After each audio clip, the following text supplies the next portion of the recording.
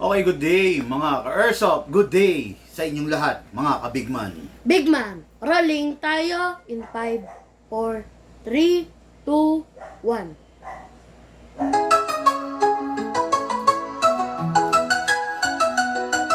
Sa big man hobby shop, salad ng galawan. Airsoft gear mo, sigurado pang malakasan. Airsoft needs mo, dito mo lang hanap. Quality service, di ka iiwan sa alangan. Guns, gears, upgrades na legit. From beginner hanggang pro, we're the ultimate kit. Walang sablay, walang palya. Big man hobby shop, dito sigurado ka. Ayusin, aalagaan, bawat pyesa, bawat galawan. Dito sa Big Man, respeto ang sandata. Serbisyo ang kalakasan. Big Man Hobby Shop, where legends are made. Airsoft dreams mo, dito di na fade. Good day mga ka-airsoft, good day mga ka-Big Man. Dito sa Big Man, serbisyo, kalidad, walang iwanan. Bawat upgrade, bawat check, pulido, hindi bara-bara. Trabaho laging ganado, context namin, expert sa lahat. Airsoft mo, parang bago, astig ang paglipad. Big Man, Big Man, Big Man, best service in the land. Big Man, Big Man, tara na, sumama ka na sa Big Man gang. Big Man Hobby Shop, where legends are made. Airsoft dreams mo, dito di na fade. Good day mga ka-airsoft, good day mga ka-Big Man. Dito sa Big Man, serbisyo, kalidad, walang iwanan. Big Man, best service in the land. Big Man, tara na sumama ka na sa Big Man gang. Big Man Hobby Shop, game strong, service stronger.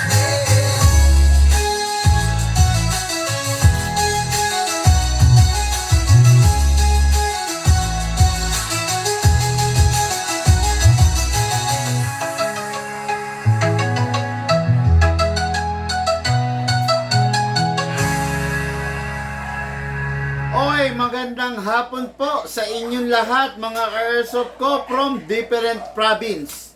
Ngayon po, magkakasama na naman tayo sa isang hapon ng review and unbox. Siyempre, ng unit ng ating mga ka-Airsoft.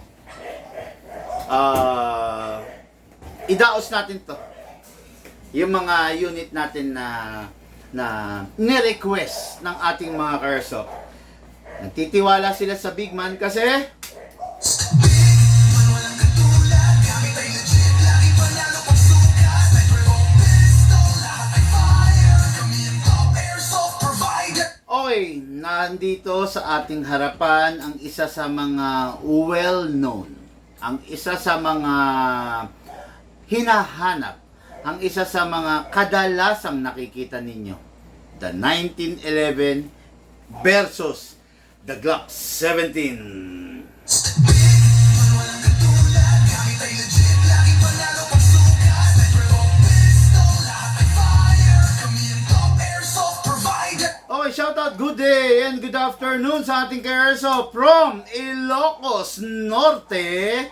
Hello po sa iyo, Sir Joel Barreto. Okay, ang unit ng ating ka-Airsoft, Joel Barreto, is the 1911 Pure Block. Napakaganda, napakalupit, napakatikas.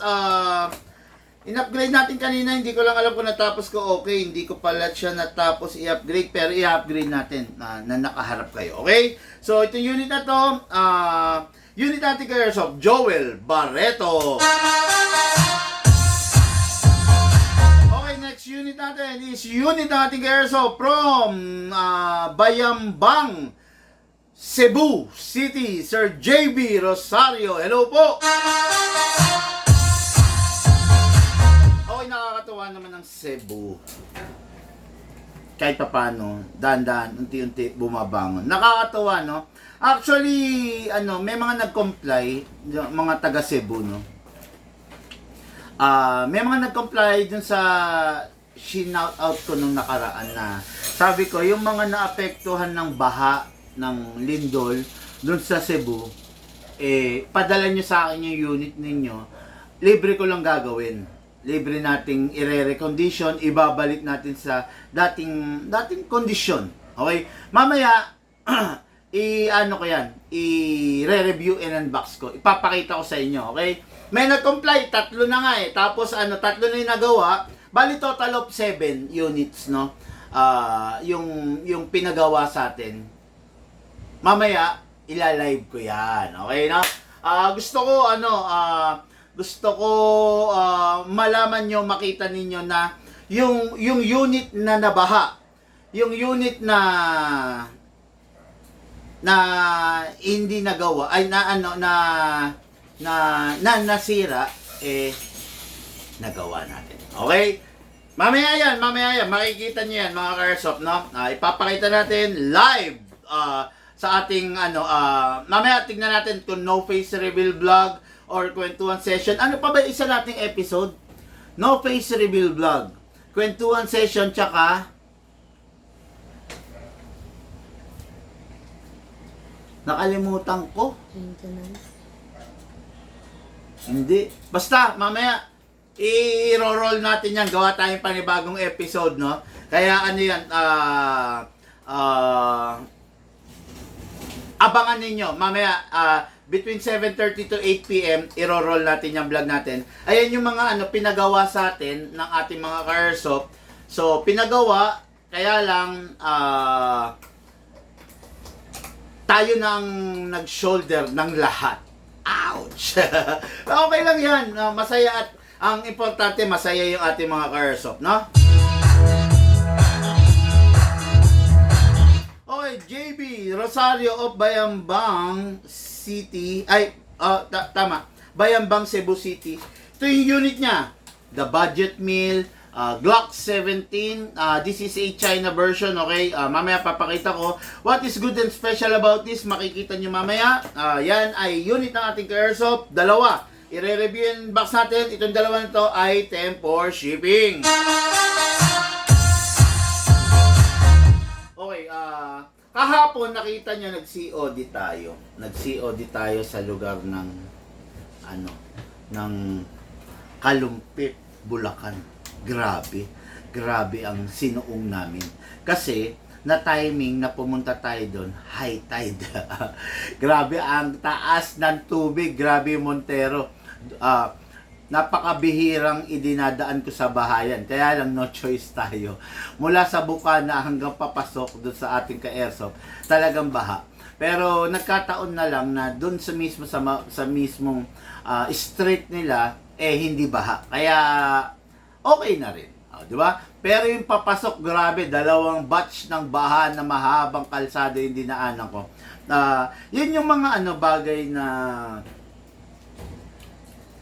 nakakasagupa ako sa pag-COD natin, mga ka-airsoft, no?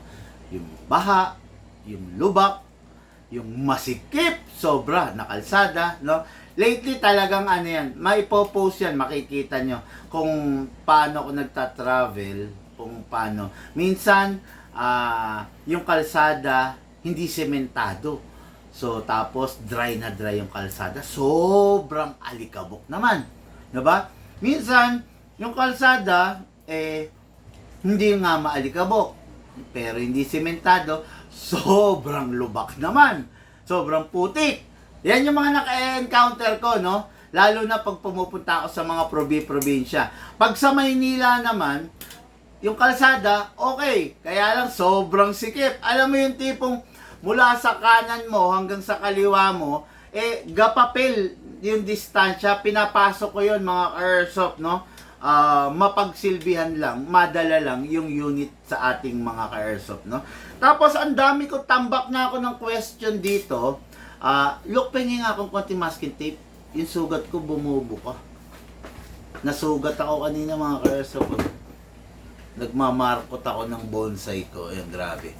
Hindi naman malalim. Actually, kaya nga kaya ng masking tape, para lang wag lang magalaw-galaw, no? Kasi yung sugat, syempre, magdidikit dapat yan yung dalawang balat. Pero dahil pag nagagalaw-galaw, hindi magdidikit, di ba? Hindi siya maghihilom. Ayan. Kaya lagyan natin ng masking tape, no? Ayan, lagyan natin para yung band-aid kasi bumibitaw eh. Yan, hindi magpang-abot yung band-aid. So, bumibitaw. Ayun. Okay? Ayan, no. Joel Barreto, Ilocos Norte. What is good and special about dito sa unit ng ating ka-airsoft na si Joel Barreto? Okay, dire-diretso tayo. Review and unbox ng unit ng ating mga boss.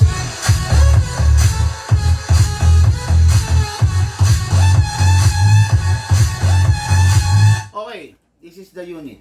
Napakaganda, napakalupit. Talaga namang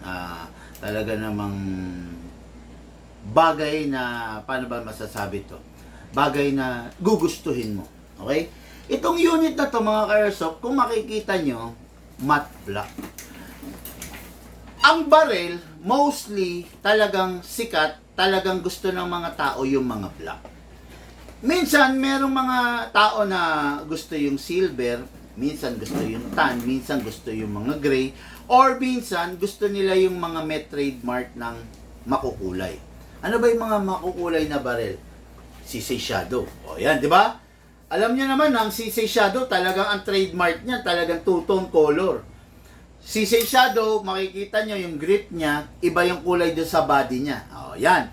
Yan yung mga trademark talaga niya. Pero ito, ang 1911, ang trademark talaga nito, sa totoo lang, is the black edition. Matte black. Hindi ako gaano kasing fan ng glossy, no? Hindi ako gaano fan ng glossy black, especially sa barrel. Pag glossy kasi, medyo parang lumalapit siya sa pagiging elegant. Pag glossy. Pero pag kasi matte, para siyang halimaw talaga. Di ba? Matikas, barako yung dating pag matte. Ayan. Kaya itong unit na to, matte black. Ayan, makikita nyo naman, di ba? Napakaganda nitong unit na to. Itong unit na matte black na to is the 1911. Classic. Kikita nyo, walang rail. Diba?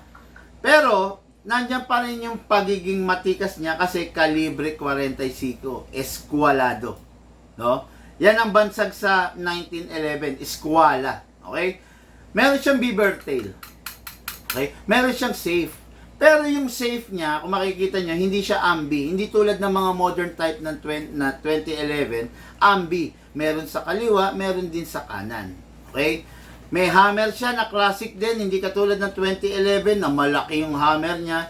Then, ang trigger niya is curve type na masasabi na natin classic. Hindi siya adjustable. Hindi tulad ng mga 1911, merong ina-allen screw rito, ma-adjust mo. Ma-adjust mo yung slap, kung gusto mo mababaw, kung gusto mo malalim. Pwede. At saka tignan nyo yung front and rear sight niya is conventional, fixed lang siya. Ayan. Lapit natin. Diba? Ayan. Makikita nyo, kung gusto nyo palitan ng optic yan, hindi nyo mapapalitan. Kasi naka-fix siya, hindi siya nadidetach. Yung unit, walang ganong abubot, walang ganong markings, walang ganong bagay na masisira, walang ganong something na abubot, sabi nga. Walang rail oh. Bakit? Kasi classic yan. 1911 yan eh. Okay? Pag ang 1911 nilagyan mong rail, hindi mo na matatawag na classic. Hindi na siya classic. Nasa modern type na siya. Okay? Pag ang 1911 nilagyan mo ng ambidextrous na safe, hindi na siya classic. Magiging 2011 na siya. Okay? Yan. Kaya ito, ginusto ng ating bossing dahil sa pagiging classic niya. Ngayon, meron tong twist pagdating sa magazine. Normally, ang classic na 1911, 14 rounds lang na bibis ang pwede mong ilagay. Pero ito kasi, itong unit na to is hindi mo siya matatawag na modern. Classic siya, pero nagkaroon ng twist dito sa magazine. Normally 14 rounds lang, pero ito 27 rounds ang pwede mong ilagay. Tignan nyo, doon ka magugulat dito eh. Slim type lang siya. Single stock lang nga siya kasi taba lang ng single stock. Pero magugulat kapag nilagyan mo to ng bala, dual stack, left, right, left, right, left, right, left, right, left, alternate. Hindi katulad ng mga single stack na magazine ng mga WE, straight lang. By the way, this unit is a Tokyo Marui spec. Ibig sabihin, lahat ng pyesa, lahat ng masisira rito is compatible with a Tokyo Marui. Okay? Lahat pwede mong gamitan ng pyesa ng Tokyo Marui. Ngayon, kunin natin yung magazine. With no further ado. Sabi nga, no? Press natin yung valve. Okay? Then, sprayan natin ng oil. O, yan ha. Yan, nakikita nyo naman, pinepress ko yung valve, saka ko i-sprayan ng oil. Bakit mo kailangang i-press? Kailangan mong i-press para open yung valve, para pagka-spray mo, yung oil papasok sa loob, malulubricate niya yung buong loob ng magazine. Okay? Then, dito naman, spray natin tong inlet valve. Ayan. Okay? Ngayon, sa unit. Oh, by the way, itong unit na to, okay, naka-upgrade ng number 1, fine tuning. Number 2, ng trigger job. Number 3, ng hammer protection pad. Ang upgrade dito, 3 lang. Kasi nga, classic to, then pumapasok pa siya sa budget meal series. Pag ito, in-upgrade natin ng marami, hindi na siya magiging budget meal. Siyempre, mag-iiba yung presyo niya. Ayan, tignan nyo ha. Okay. Hindi naka-fix outer barrel to ha. Pero, naka-fine tuning siya at naka-trigger job siya. Okay? Tapos, naka-hammer protection pad na rin. Hindi siya naka-big bore nozzle, hindi naka-upgrade ang nozzle, hindi rin naka-upgrade ang half-up rubber. Okay? So, ito yung unit. Maganda naman, malakas naman, matindi naman. So, papakinabangan naman. Okay, ngayon to. Tokyo Marui spec. Ibig sabihin, para siyang Tokyo Marui. Lahat ng pyesa niya, Tokyo Marui. Pero itong unit na to, tingnan nyo, medyo nakakailang pag ginagasan. Yun ang downside niya. Okay? Tingnan nyo ha, gagasan natin. Kita nyo, sumisingaw siya. Di ba? Sumisingaw to sa tuwing ginagasan mo. Ngayon, to. I-upgrade natin. Papakita ko sa inyo on the spot. I-upgrade ko yung inlet valve niya. Mawawala yung singaw na yon. Okay? Normal yon sa mga Tokyo Marui, ha? Tatandaan nyo to, normal na sumisingaw ang Tokyo Marui pag ginagasan. I don't know, pero yun ang technology nila eh. Oh, ba't nasan na?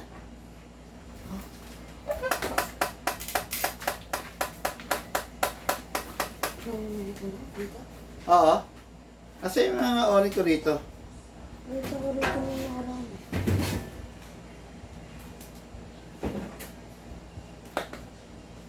Ba't inaalis niya pa?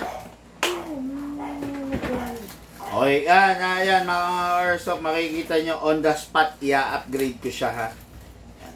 Sit back, relax lang kayo dyan.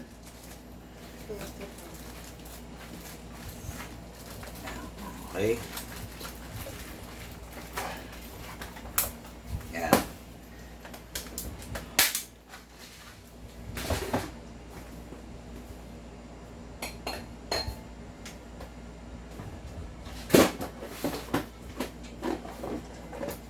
Oh. Asa na yung ano? Yung Tupperware na itim? Ano ba naman yan? Ba't kasi inaano pa eh? Iayos mo nga dito mamaya ha?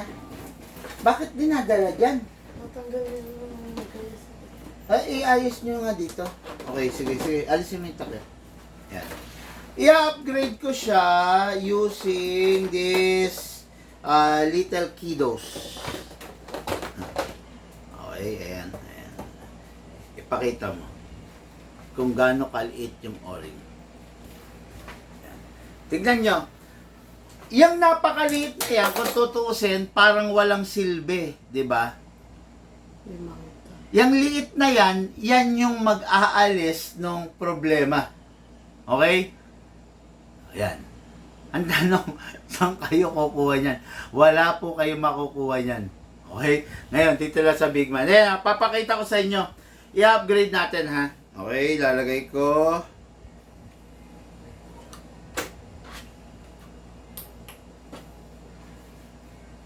Okay. Lalagay ko na. Ngayon, ang ipangsesentro ko yung mismong green gas natin. Okay, tapos. O, ito na. The moment of truth. Okay? Lalagyan natin siya ng green gas. Tingnan nyo kung may singaw pa. Okay, lagay ko na. 1, 2. Magic. Uy!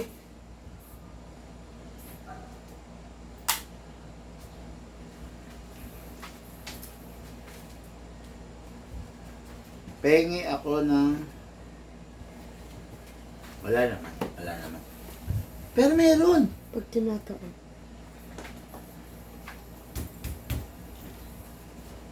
Ingot bulb ba o...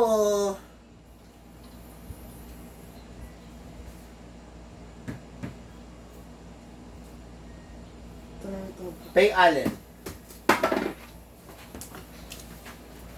Alin? Saan yung mga Allen? Ito. Baka may maluwang lang. Sayang kasi kung basta ko papakawalan eh. Oops, hindi. Malaki. So, medyo maliit lang. Allen.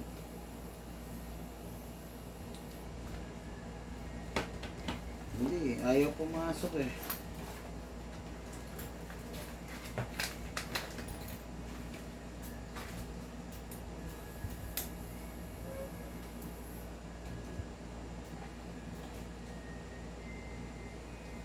Parang sa inlet valve. Meron ka bang green gas dyan na walang laman?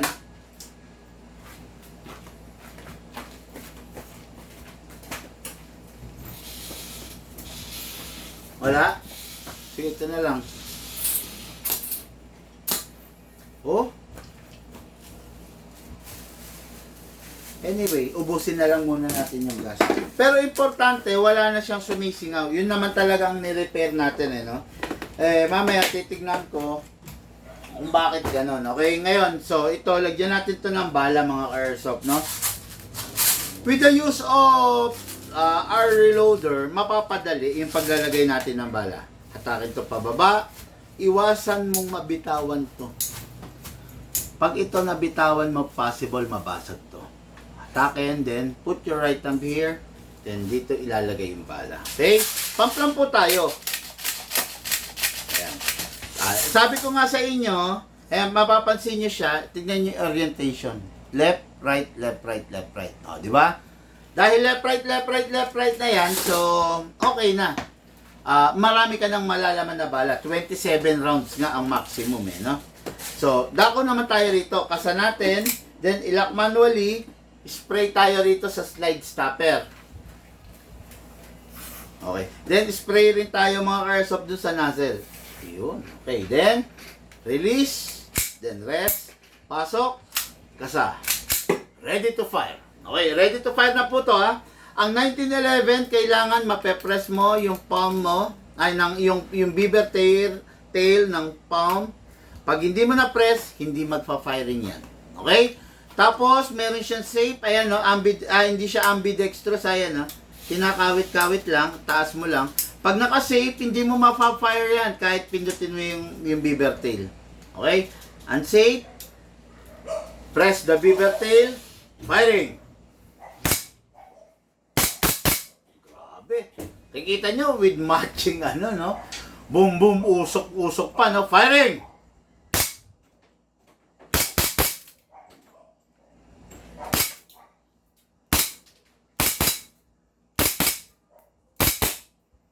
Open slide.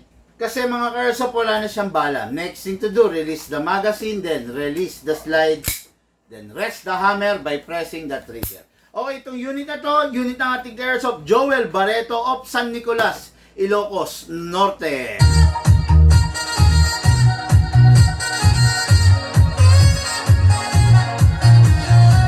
Bilis nga lang lumamig yung magazine kasi nasa aircon ako. Tatandaan nyo, ang airsoft natin, ayaw niya sa malamig. Pag malamig ang magazine, medyo mahina siya. Pero pag mainit ang magazine, naglalaro ka sa outdoor, sa garahe, sa lugar na walang aircon, napakalakas niya. Okay? Itong unit na to, hindi siya naka-fix outer barrel, uulitin ko, pero naka-upgrade siya. Naka-fine tuning, naka-trigger job, naka-hammer protection pad. Actually, may laman pa yan. So, nag-fire tayo. meron pa, meron pa, meron pa, meron pa, meron pa, meron pa. Actually, meron pa laman to. Itong unit, bago itabi, make sure na hindi loaded ng bala at dapat wala ring lamang gas. Okay? Pasingawin natin.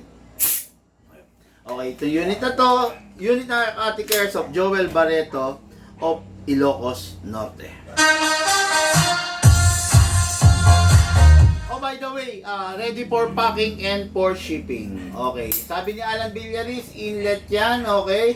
Good evening, Sir Bigman. Have a great day ahead. Positive journey. God bless. Walang journey ngayon, bossing, no? Alan Villaris, wala. Kahapon yung journey. So, ngayon, pahinga. Okay? So, magandang gabi, Lodi. Sabi ni Irving Pascual S. Guerra. Hello, Sir Irving. Sir Irving, baka naman pwede, kung di naman napakalaking abala sa'yo, baka naman pwede, bossing, pakishare yung ating live video. Okay? Share done, sir, sabi ni Alan Villaris. Okay, now, dako na tayo sa isa nating unit, okay? Unit natin kay Airsoft JB Rosario of Cebu, Bayambang City, Bayambang, Cebu City, okay? Yung unit niya, budget meal din. Dalawang budget meal ngayon, ha? Woo! Okay, this is a budget meal Glock 17. Wag kayong malinlang ng unit, ha. Kumpleto siya ng markings. Pero itong markings na to is illegal markings, no? Hindi siya legit markings. Ang legit markings is nanggaling sa unit na Umarex kasi yun yung fully licensed na unit. Ito meron siya markings pero illegal yan. This is a China unit. Alam nyo naman sa China, wala kasi silang batas regarding copyright. Okay? Kaya kaya nagagaya nila lahat. Kaya ini-imitate nila lahat. Katulad nito, ini-imitate nila yung high-end version ng Glock. Diba? While ito is the imitation brand or model. Okay? Ayan. Makikita nyo yung unit, okay naman, napakaganda, kaya lang, syempre, learn how to manage your expectations, okay? Compared to sa mga high-end o kaya sa mga WE, WE is a Taiwan, okay? Ito, medyo malambot lang siya, kumbaga, hindi siya talaga ganun katibay, no? Pero kung ikaw yung tipo ng tao na gusto lang na makapagpaputok, okay na to. Pero kung ikaw yung tipo ng tao na perfectionist, gusto mo, tumatama ka, wag ganito. Okay? Kasi hindi ganun ka-accurate to, hindi siya ganun ka-precise, dahil nga syempre, budget meal lang siya. Pero still, pumuputok naman siya. Yan ang ipapakita ko sa inyo. Pakita ko lang yung laman loob, ha. Ayan, ha. Kaya kung makikita nyo, recycled alloy yung laman loob niya. Ha? Hindi katulad ng ibang mga unit, kulay ng coke in can yan, di ba? Subukan nyo yung coke in can, biyakin nyo, ganyan yung kulay ng loob. Recycled alloy kasi yan. Hindi katulad ng mga mas high-end version, basal alloy yung ginagamit, or yung iba naman is full steel CNC. Ito po is recycled alloy. Kaya malambot lang to, ha? Learn how to manage your expectation, bossing. Ngayon, itong unit na to, wala rin siyang upgrade ng fixed outer barrel. Tingnan nyo. Ayan. Hindi siya naka-upgrade ng fixed outer barrel kasi Glock siya. Hindi rin siya naka-fine tuning, hindi rin siya naka-trigger job. Itong unit na to, okay naman. Kaya lang talagang mumurahin lang to. So, pag mumurahin lang yung unit, syempre, expected nyo na alam nyo na, di ba? Yun, basta. Expected nyo na yun, okay? Ngayon, press the valve, then spray. O, yan. Then, dito rin sa ilalim, spray. Okay? Then, ito yung unit. Kasa natin. Bago ikasa, sprayan sa ibabaw. Normal sa Glock yan, ha? Ini-sprayan sa ibabaw para hindi maubos yung barrel. Then, kasa, then, ilock manually. Then, sprayan natin yung nozzle. Okay. Then, release. Huwag hatakin to. Atakin na lang to. Release, then rest. Okay. Ngayon, lagyan natin ito ng hangin. Ganun pa rin, 2 seconds. Ay, hindi. Okay lang. Kahit 2 seconds, ha? 1, 2. Hindi naka-fine tuning to, pero okay naman yun. More than 1 full rounds yun, no? hindi siya ganun katipid sa gas, pero yung 2 seconds, kaya naman umubos ng isang buong rounds. Okay? Taan natin pababa, then place your right thumb here. Dito lalagay yung balak, pump natin. Okay? Yan, after that, bungi-bungi, pero hindi ko na magagawang kasi sikip na. Pasok! Kasa. Ready to fire. Okay? Ay, mga ka-airsoft, meron akong isang tamang sa inyo. Halimbawa, pinasok nyo na yung magazine. Ikakasa nyo. Huwag nyong ikakasa, then ibabalik. Huwag gano'n, huwag nyo ibabalik. Okay? Ang tamang pagkasa, hatak, tapos bitawan mo. Hindi yung hatak, tapos ibabalik mo. Huwag gano'n, ha? Hatak, then bitawan mo. Okay. Pasok. Ready to fire. Firing!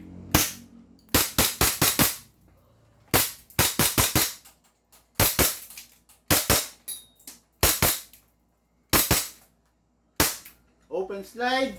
Kasi wala na siyang bala mga airsoft. Next thing to do, release the magazine, then release the slide, then rest the hammer. Ang hammer ng Glock nasa loob by pressing that trigger. Tapos, syempre yung unit, dapat walang lamang bala at dapat walang lamang hangin bago mo itabi. Pasingawin mo.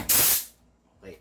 Unit ng ating airsoft, JB Rosario of Bayambang, Cebu City. Bossing, ready for packing and ready for shipping.